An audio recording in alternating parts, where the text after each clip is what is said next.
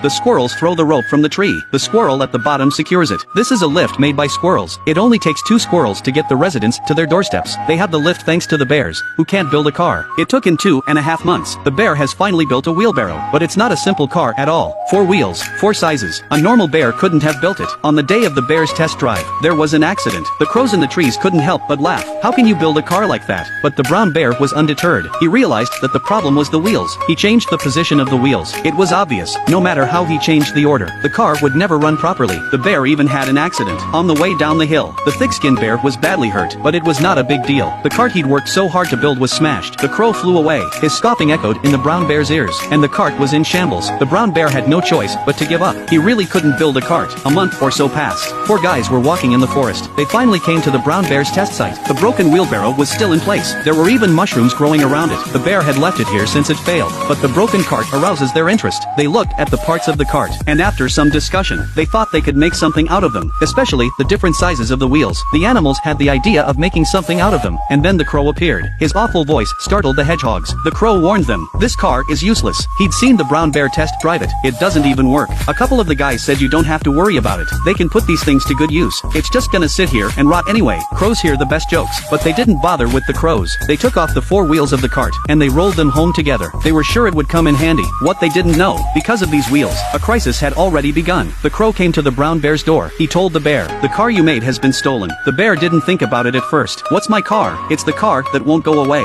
Then the bear remembered. He did get rid of a car a month or so ago. The bear didn't care what he threw away. Whoever wants it can have it. But the crow seemed more anxious than the bear. He did everything he could to drive a wedge between them. He said that the brown bear had worked so hard to make it, that someone else had stolen it. It was intolerable. In order to provoke the bear's anger, he said the animals were laughing at the bears. "I'm not sure. Why is he trying so hard to stir up trouble? Maybe the hedgehog pissed off the crows." With all the lies he was spouting, the bear was finally angered. He was already frustrated after being provoked by the crows. By the crow, he seemed to be out of control, and with a roar, the bear rushed out of the forest. He's going to teach these ridiculous people a lesson. Bee retrieves wheel to be made into a spinning wheel. Hedgehog transforms wheel into a unicycle. The bees are spinning carefully. The brown bear has finally found the place. He's got a stick in his hand, and he's cursing. They're stealing from him and laughing at him. They must be taught a lesson. The bee is startled by the scolding. He apologizes. He didn't realize it belonged to the bears. He thought it was abandoned. That's why he picked it up, and it's been a great help to him. He would like to thank the bear. That's not quite what the crow said. Why are they laughing at themselves? The bee said they hadn't laughed at the bear. He could have asked the rest of his mates. He saw that the wheels had been made into a unicycle. The bear wondered, why couldn't he make a wheelbarrow himself? The bees told him, each of these wheels has its own purpose. The frog made a wheel for fetching water. The rooster found a wheel that he modified a little, and turned it into a big water wheel. Seeing the fruits of his labor were not in vain, the brown bear couldn't help but be happy. Although his car did not cause, but to be able to make his things useful, he was very happy. Everyone gathered around. They wanted to thank the bear, but the bear thanked them first. He said he really didn't know how to make things. If it wasn't for the people who used them, he thought he was useless. The hedgehog gave him an idea. Because the brown bear is strong enough to build the wheel, so why don't the bears make the wood, and leave the making of things to the other animals? That way, with everyone working together, we'll be able to make something useful. The brown bear heard that this is a good idea. At last, it has found its own meaning, right? He agreed to the idea at once. From then on, the brown bear was responsible for cutting down trees, and turning them into wheels and other wood. The animals used their brains. They turned the wood into tools. They made carts out of the wood that the bears had processed, and they made it with a trailer. It's a lot better than the brown bear's car. He knew his place. The brown bear got more and more excited. The squirrels made a smart lift.